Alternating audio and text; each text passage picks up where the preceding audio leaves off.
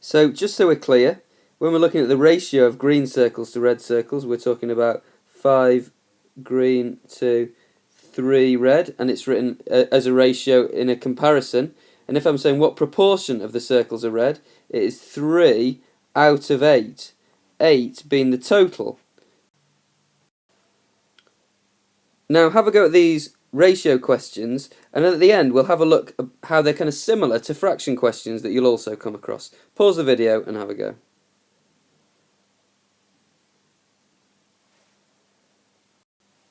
Okay, so I tend to like to write these questions out in a ratio table, so I'm just going to start drawing that here. So I've got the infant and the adult, and again I'm just putting down that that's 3 fish to 5 fish.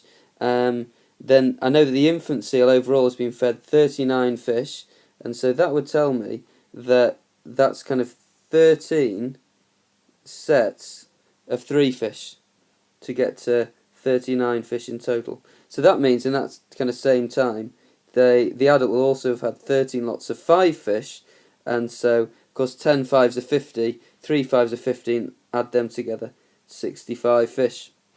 Now on the bottom example, we've got 95 fish given to the seals in total, so this time I'll need my infants, and I know that's 3 every time an adult gets 5, but then the important thing to have as well is a total column, and of course the total fish that is total number of fish given to the seals is 8. That's really important because we're told that 96 fish are given to the seals. So I need to work out how many meal times that is, how many lots of 8 fish, which is of course 12 lots. 10 eighths being 80, 2 eighths 16, add that together, 96. And then I'm asked how many the infant seal is given, so it must have had 12 lots of 3 fish, making 36.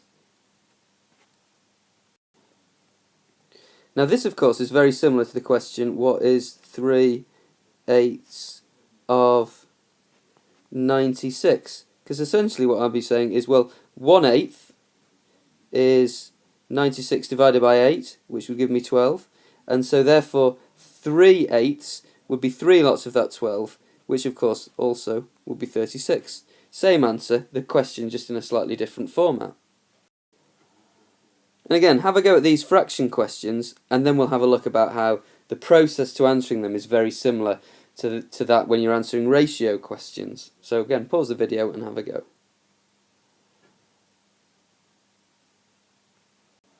Okay, so the first thing I'll do to work out 3/5 is I'll be saying, well, what's 1/5? So I'll divide 45 by 5 to give me 9 as 1/5, and then if I times 9 by 3, I'll have 3/5, which is 27.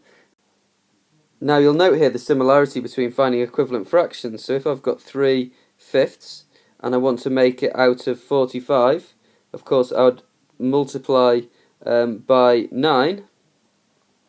The bottom and the top, therefore, have to be multiplied by the same number, and that of course will give me 27.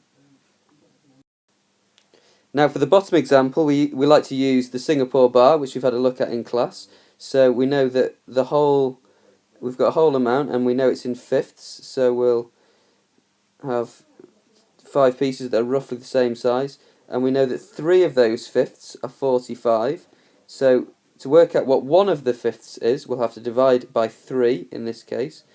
15, 15, and 15. So that will help me to work out the value of the other 2 fifths, which of course are also 15, and help me to see that to work that out, I've actually just got to do 15 times by 5. So if I do 10 times 5, that's 50. 5 times 5 is 25, and add those together, and that will give me 75. Right, well that's all this week everyone. Thanks for viewing, and we'll look forward to seeing you as ever in class.